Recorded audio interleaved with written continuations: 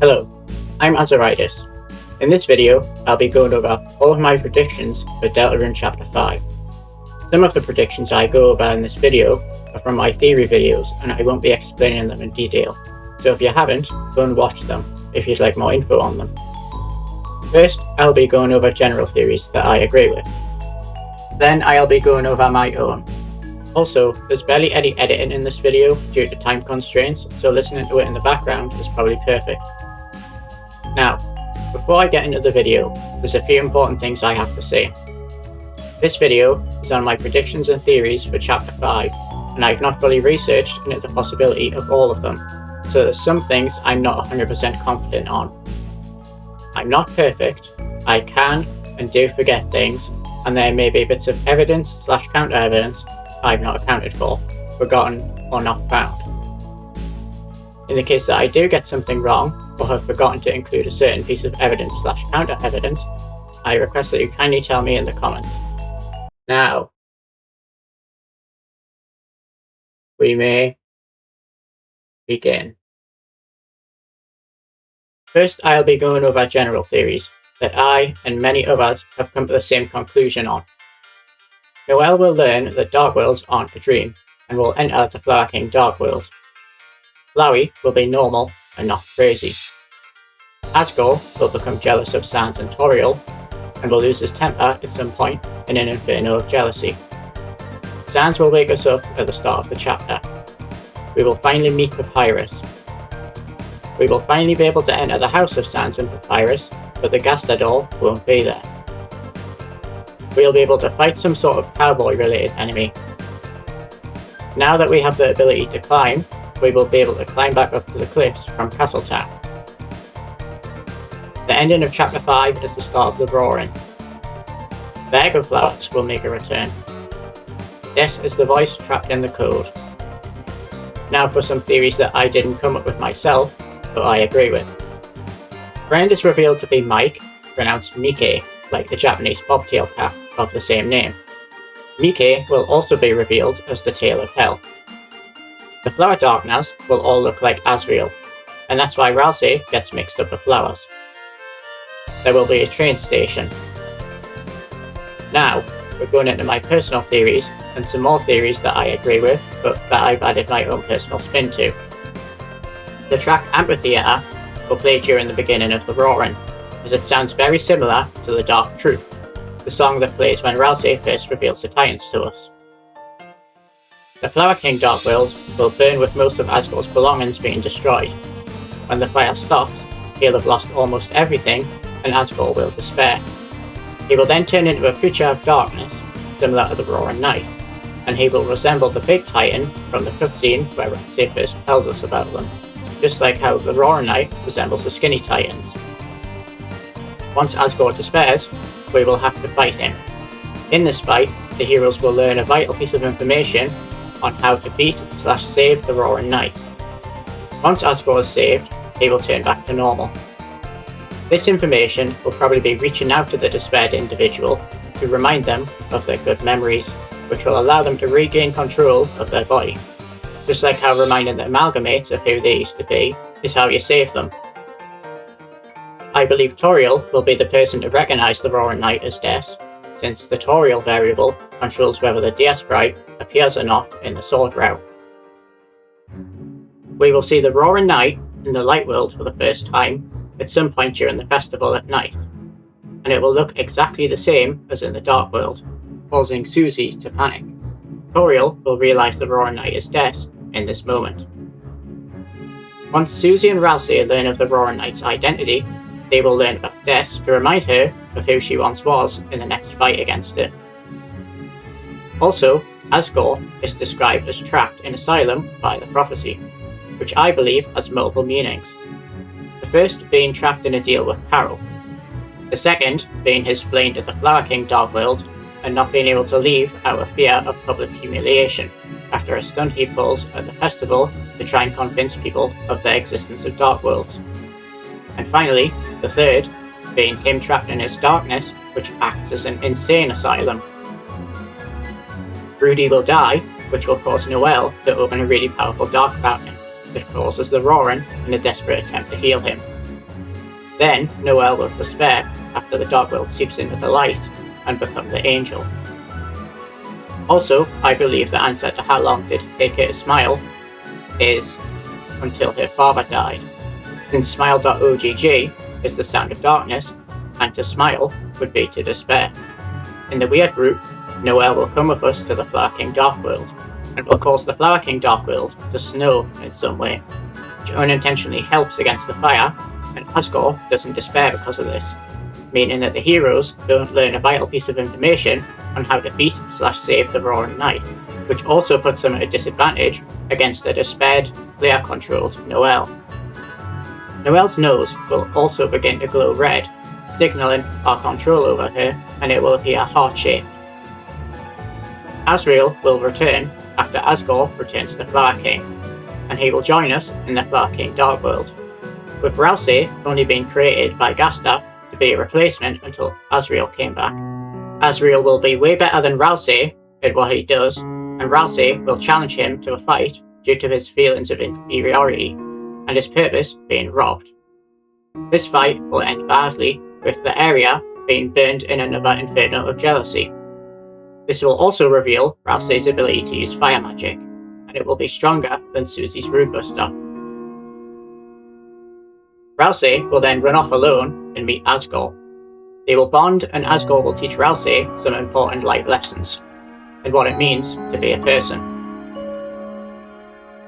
Ralsei grows a soul once he has mastered the 4 cardinal virtues and the 3 theological virtues, in one moment of unbridled emotion, with his hopes and dreams burning black and white. Ralsei's soul will be lime green, and the soul of faith/compassion. Ralsei will also be revealed to have been Kris's horned headband the whole time. Souls will be revealed to be made of hopes and dreams in the second book about souls. The person who discovered this will be left blank, implying it was Gasta. The red soul is revealed to be hope. Des is revealed to be a red soul too, explaining Carol's obsession with red hearts. Collecting them is a weird way she copes with the loss of Des. Susie's soul is magenta, and the soul of love. Noel's soul is the soul of justice. Kris is confirmed to be the patient's soul. Kris's theme will be 7/4, a song we've not yet heard, but one that Kris plays when they play the piano. I believe Kris wasn't originally a patient's soul. In Queen's Mansion, when you're doing the light puzzles, all the lights represent the colours of the lightners, all except orange. I believe that in the original game, Kris never experienced the trauma of Des's disappearance, because it never happened. Because of this, I believe Kris was originally a soul of courage, which is orange. But trauma can change you, so I believe that it can change your soul colour to that of a lower one until that trauma is overcome. In the Chapter 5 Egg Room, I believe Kris will gather the courage to finally face their trauma in a boss fight against the Forgotten Man in order to get the final egg. We will finally see what the Forgotten Man looks like, and he will be a creature of darkness. We know this because the only place he says he can speak is in the Chapter 3 Egg Room, which is inside of a game, meaning he is only able to speak through phones and games. During the boss fight, we will change to the orange soul mode for the first time and be able to destroy bullets. Once we finish the fight, I believe Kris will finally regain their lost courage, overcome their trauma, and become a soul of courage once more. Kris will then change colour in the Dark World to be orange instead of blue, like the unused human in Undertale. The fight will end with the Forgotten Man being purified and being able to speak normally again. We will get both orange and cyan soul modes in this chapter, with orange in the Forgotten Man boss fight and cyan in a mini-boss encounter. The orange soul mode will be able to destroy bullets, and the cyan soul mode will be able to parry with a timed input.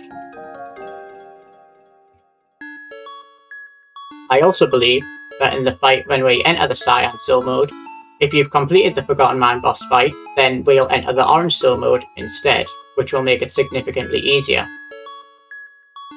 The secret boss will be Kris, since Nightmare, aka Ramb, says that Kris has been searching for the shadow crystals, which may mean that they already have one. Also, Nightmare knows we exist, as they allude to us in the weird route, but they only talk to Kris. However, we will also battle Kris as a mini-boss in the normal routes. Once we've settled our differences, Kris will finally start speaking. We will find out that the second voice from the intro is Kris, and that the speaker from How Long Did It Take for Her to Smile. Kris will also begin to talk in text boxes, and we will see their icon for the first time. Also, I think this will lead to Susie learning about us. Also, I believe Kris will have the yellow and blue eye, like Sans does. There's a very specific reason I believe this, but I won't be explaining why until I release a future theory. A lot of people think that Apple Girlington has a good chance of being the secret boss for this chapter. There's also a special guest that will be doing bullet patterns for this chapter, and that person is clearly Zun, the creator of Toho. Apple Girlington is Toby's Toho OC. However, there is a Deltarune character who is connected to Apple's, Kris. In the Patient's Soul knife attack from the trailer, we can see that the knives are moving quite slowly. The Patient's Soul is about being slow. Zun specialises in slow but dense bullet patterns. Because of this, I believe that Apple Girlington evolved into Apple Bemmington, and Kris is the secret boss. Also, Kris seems to have knowledge of the future, since they play songs they couldn't have possibly heard before. However, we aren't playing the original Deltarune, so this could mean that Kris remembers what happened in the original cycle. How they remember the reset, I don't exactly know, but if it was anyone who made them remember, I believe it to be Mike, as they drove Jevil and Spampin insane. Nightmare, aka Ramb, is revealed to be the burnt icy pizza box from the Spampin sweepstakes. In the 10th anniversary Undertale livestream, there's a Fire E counterpart to Ice E, and with the theme of Nightmare being fire related, I believe this was an intentional hint. Nightmare is Ramb's name in the files, and there's also a fun value event in Undertale when Icy Snowman called Nightmare will appear on Santa's word search. This would also explain Nightmare's hatred towards Kris specifically, because they were the one to try and bury it, as well as using it as a mask to scare Noelle. Susie has been affected by Gasta's changes to the story somehow. Ralsei says she should be able to equip ribbons, but she doesn't, meaning that something has changed. Chaos King will meet Asgore and learn of Gerson's death through him, which shatters his ideology completely. Then he will finally become good. The Knight of the Prophecy is revealed to be Carol, and the Roaring Knight, not the Knight. Carol will join us in the Flower King Dark World, wielding her black katana and duel with us strife by strife. The Roaring Knight is being controlled by Gasta, in a similar way we control Noelle in the Weird route. Creatures of mostly darkness are only able to talk through phones. This is why the Roaring Knight doesn't talk to us. We will learn this when we meet Mike. If the White Feather remains in our inventory by the end of the chapter, then it's a piece of Gasta. Though this won't ever be stated or shown, at least until chapter 6. We will bring it to World's Edge in chapter 6, just like we bring the snowman piece from the suspiciously gastery snowman in Undertale to the surface, and it makes him happy. Also, the snowman refers to the surface as the edge of the world, which is very strange in Undertale's context, but in Deltarune's, it makes perfect sense. Mike will be revealed to be the one who drove Jevil insane, and the one who contacted Spampton on the phone. We will also learn that the Roaring Knight was the one to hand out at least 3 out of 5 shadow crystals. There's already evidence for this, as Jevil tells us that a nightmare will awaken within our hearts in the shadow of the Knight's hand. And Shorm states that the shadow crystals are invisible, but still cast a shadow. This means that the Roaring Knight was holding one. We will have to fight Mike in order to gain access to the shelter, so that during the Roaring in chapter 6, the Lighteners can safely take shelter there. Mike will be the real final boss of Chapter 5 because it wasn't prophesized. Mike has the power to edit rooms, as we see from Chapter 2's basement and in the Tale of Hell prophecy room. Speaking of the Tale of Hell room, I believe that those panels were fake and generated by Mike. I believe Gasta and Mike have purposely manipulated our perception of the prophecy in order to make us believe we aren't free. I believe the prophecy doesn't adapt at all. It just tells us what was meant to happen in the original game. I believe it parallels the conch from Chapter 3, only repeating what it knew. It's blue, like the prophecy, and also extremely fragile and breaks at the littlest impact. Kenna's game, being an edited version of the original game, also parallels the Deltarune we play, not being the original. This would explain why the Chaos King doesn't have a prophecy panel, because in the original game, he wasn't the final boss of the chapter. It was all 4 kings instead. The panel that foretold this broke once the original outcome was changed. I will talk more about this in a future theory. The inside of the shelter will be a monochrome copy of Castletown. In the Undertale 10th anniversary stream, we enter home, a new area inside of the ruins. It has almost exactly the same layout as Castletown, and the song Abandoned Town contains the leitmotif of the holy as well as the legend. There's even a statue of a dreamer in the centre, which I believe is supposed to represent Ralsei. There's also another new area in the stream, New Home, which is a copy of Home with some changes due to monsters living there. If there's 2 Castletown-like areas in Undertale, it makes sense for there to be 2 in Deltarune. Also, Castletown in Deltarune is our base of operations, and the shelter is the base of operations for the Roaring Night. The Ghana Rudin also tells us they heard the name of Castletown is Player Town, which is really weird, but if there's another Castletown, then it means they have mistaken the name of our Castletown for the other. Also, when the roaring begins, the Lightners will probably rush to take cover underground within the shelter, and it will become their new home temporarily until they can leave. Just like how New Home in Undertale is the home of the monsters until they can leave to go to the surface. Also, you might think that this is impossible because in the Sword route, we've already seen the inside of the shelter. But I believe the inside of the shelter in the Sword route is what it looks like when there's not a dark fountain down there. I originally came up with this theory because of Shop 3. Toby saying it plays for most of the remaining shopkeepers in the game came off as very strange to me, since we have another 2 chapters. The song also sounds pretty Castletown-ish and kind of generic, but I feel like that is on purpose. But then I remembered what the shop inside of Castletown looked like before Shawn took it over. It looked generic.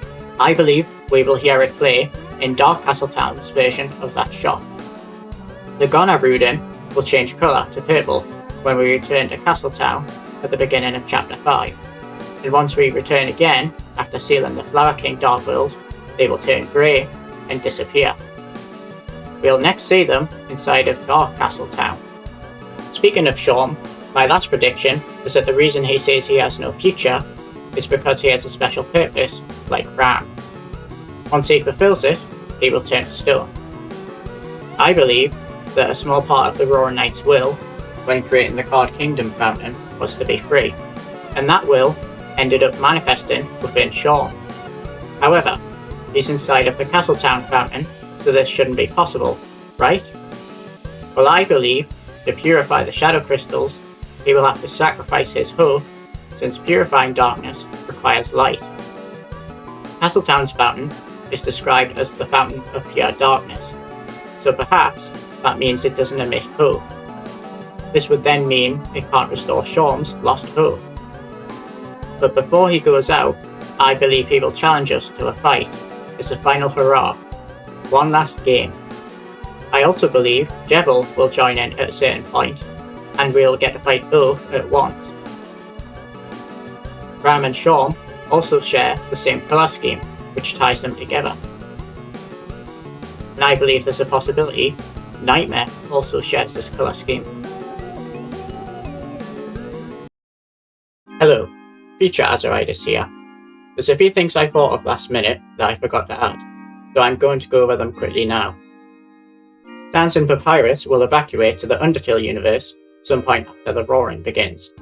However, it will be possible to stop them by reciting Sans' secret code words for time travelers. Once Ralsei grows his soul, he will be able to come to the light world with us, and he will join us for the nighttime festival segment. Batat, Jongler, and Pluie will learn the identity of the real Mike, Mike. The shopkeeper of Dark Castle Town will be Ramb. They weren't killed by Mini Kris, they were kidnapped by Mike. Susie will show us a glimpse of her higher power. Also, all of the theories and predictions before this segment of the video were recorded before we got the answers to how long did it take her to smile and where it will take place. With the new answers we received, I believe the speaker in these emails is Nightmare. However, I still believe Kris was the second speaker from the Gonna Maker. And that's all of my predictions for Chapter 5. If I actually get some of these right, I will be so overjoyed. Anyway, this is the last video I will be making for a while. My next theory will be high quality like the first one I uploaded, but since I'll have way more time, it'll be even higher quality too. Also, I'll have a new microphone by the time the next video releases, so the bad mic quality will be gone. I hope you have enjoyed the video. If you have, please like and hype the video, as well as commenting and subscribing. My channel is very small, and it will help me reach a larger audience. And that's all. Goodbye for now.